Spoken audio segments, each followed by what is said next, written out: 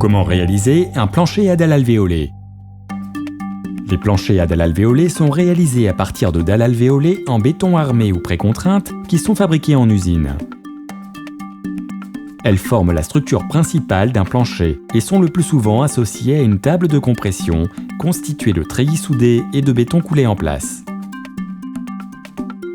En plus de la caisse à outils traditionnelle, il vous faut un perforateur, un laser, une barre à mine, une solution de boulonnage et un pulvérisateur. Côté matériaux, on vérifie que tout est bien sur le chantier. Les dalles alvéolées, des cales en bois, du contreplaqué, des cales d'enrobage, des armatures, du produit de cure, du béton et du mortier. Pour votre sécurité, n'oubliez pas les gants, le casque, les lunettes, les protections auditives, les bottes et les chaussures de sécurité. La mise en œuvre d'un plancher vous amène à travailler en hauteur. Veillez à positionner l'ensemble des accessoires de protection collective sur vos ouvrages. La manipulation de dalles alvéolées nécessite de respecter certaines règles.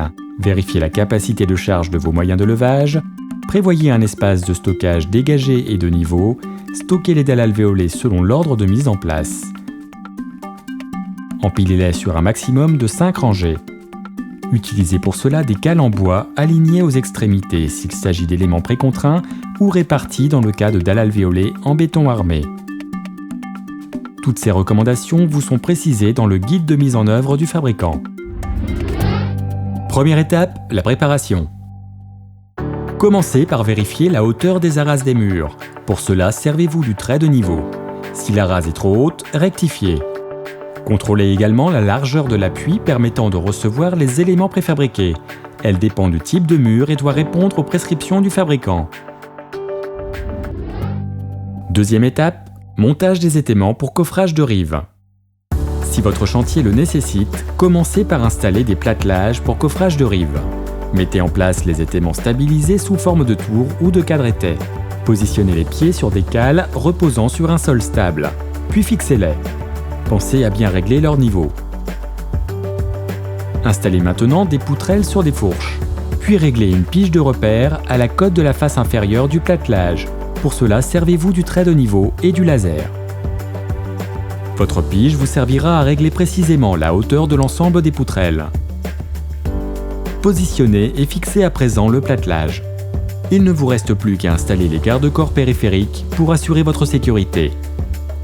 Vos plateformes sont prêtes.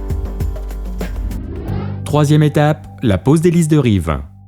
Afin de reprendre la charge en phase provisoire, d'améliorer la stabilité et de faciliter le réglage des dalles alvéolées, des lisses de rives sont affixées contre les murs porteurs. Positionnez les poutrelles le long des murs sur des étais disposés tous les 1,50 m. Réalisez un boulonnage tous les 2 mètres pour assurer leur stabilité. Puis réglez leur hauteur à l'aide de la pige et du laser sur le niveau bas du plancher. Selon le chantier, vous pouvez adapter la fixation en utilisant directement les trous de tige de banche.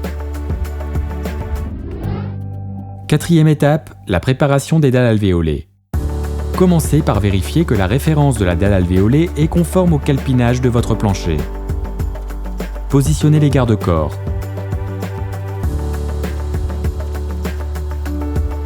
Fixez les élingues en vérifiant que les crochets sont positionnés du côté extérieur des dalles.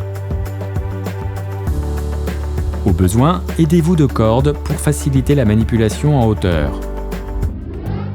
Cinquième étape, pose de la première dalle alvéolée. Approchez de sa position la première dalle alvéolée. Tracez des repères de position. Vérifiez que les aciers de la dalle se positionnent bien par rapport aux armatures des murs. Veillez à bien répartir les appuis sur chaque mur. Puis posez-la. Au besoin, réglez précisément sa position à l'aide de la barre à mine. Une fois à sa bonne position, vous pouvez la détacher. Sixième étape, pose des dalles suivantes. Vérifiez, sécurisez, puis apportez la dalle alvéolée suivante. Positionnez-la et réglez-la comme la première dalle. Veillez à bien ajuster leur écartement. Une fois posé, vous pouvez retirer le garde-corps intermédiaire. Recommencez l'opération pour couvrir l'ensemble du plancher.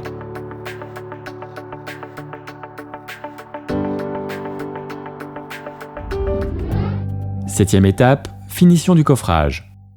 Préparez un mortier pour boucher les jours entre les dalles alvéolées et le mur. Si votre chantier le nécessite, mettez en place un coffrage en périphérie du plancher sur les plateformes. Réglez-le puis renforcez-le à l'aide de jambes de force. 8e étape, le ferraillage. Vous pouvez maintenant réaliser le ferraillage du plancher selon le plan de pose et le plan de structure. C'est le moment de vous coordonner avec l'électricien et le plombier du chantier pour la mise en place des incorporations. Placez vos nappes de treillis sur cale en respectant un recouvrement de 2 mailles. Ligaturez bien au fur et à mesure l'ensemble des armatures pour éviter leur déplacement pendant le coulage. Votre ferraillage est prêt. 9e étape, le coulage. Après avoir vérifié la conformité du béton, vous pouvez maintenant couler. Attention de bien répartir le béton sur l'ensemble du plancher. Vibrez-le au vibreur.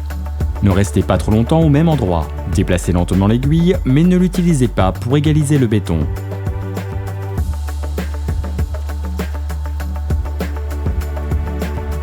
Réglez le niveau au laser, puis réalisez le niveau de finition prévu dans les dispositions du marché. Attention, veillez à nettoyer les traces de béton en surface du plancher tant qu'il est frais. Pour éviter une dessiccation trop rapide du béton, pulvérisez un produit de cure sur la surface. Et voilà, c'est à vous de jouer.